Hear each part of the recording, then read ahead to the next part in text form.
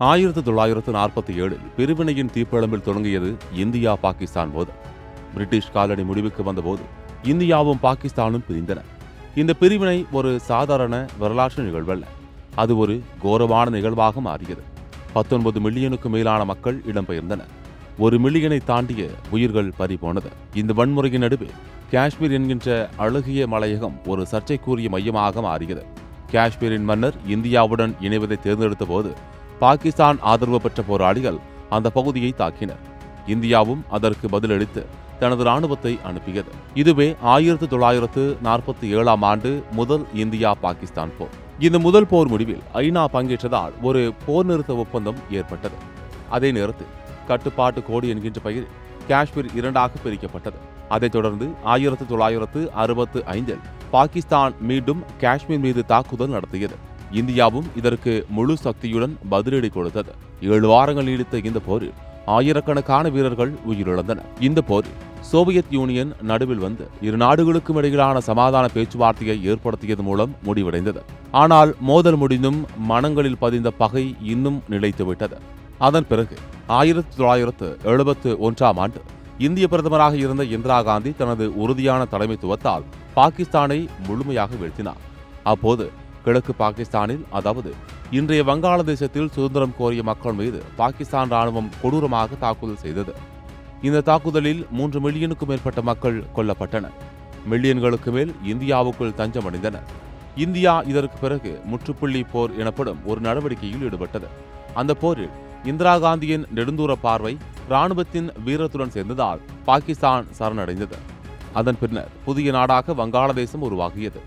இந்தியாவின் ராணுவ சக்தியை கண்டு உலகமே வியந்த நிகழ்வாக இது அமைந்தது. இதைத் தொடர்ந்து 1938 காஷ்மீரில் கிளர்ச்சி வெடித்தது. பாகிஸ்தானின் ஆதரவோடு சில தீவிரவாத இயக்கங்கள் உருவானது.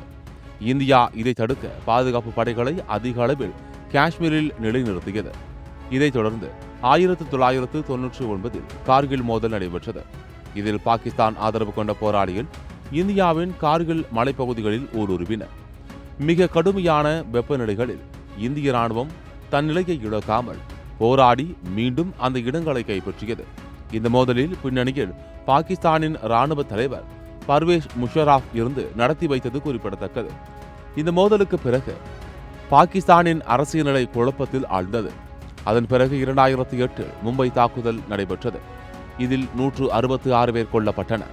இந்த பயங்கரவாத தாக்குதலுக்கு பாகிஸ்தானின் இன்டர் சர்வீஸ் இன்டெலிஜென்ஸ், அதாவது ISI காரணம் என்று இந்தியா குற்றம் சாட்டியது. இதற்கு பிறகு இரு நாடுகளும் அமைதி பேச்சுவார்த்தைகளை நடத்தியது. அதைத் தொடர்ந்து 2019 புல்வாமா தற்கொலை தாக்குதல் நடைபெற்றது. இதில் 41 இந்திய CRPF வீரர்கள் உயிரிழந்தனர்.